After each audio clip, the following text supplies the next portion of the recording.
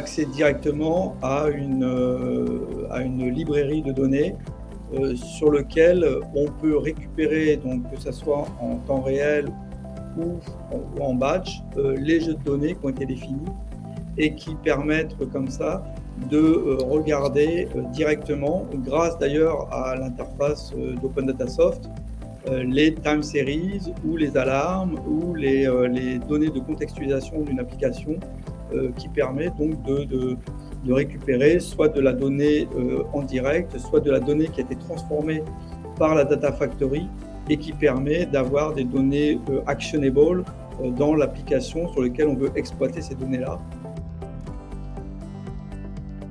Dans cette marketplace, on a accès aux API qui permettent de jouer avec ces données. Pour ça, il faut aller sur le développement portal de cette plateforme, de récupérer la description de l'API sur l'application sur laquelle on est concerné.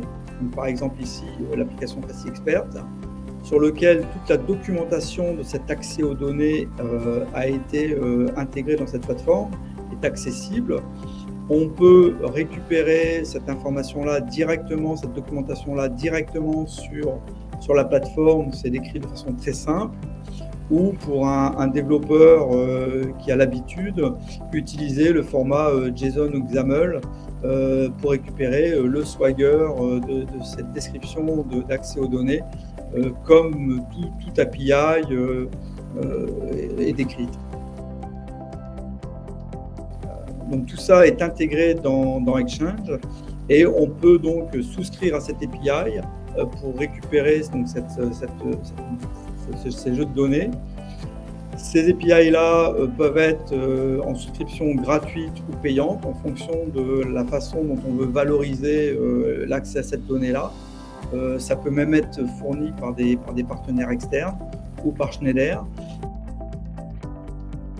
Les trois principales perspectives et tendances que nous voyons sur lesquelles nous envisageons de la croissance, d'une part, continuer et accélérer sur les modèles data as a service, donc clairement vers des modèles de business articulés autour de la donnée qu'on va co-construire avec des partenaires. Le deuxième, ça va être de surfer sur le besoin grandissant autour de l'intelligence artificielle.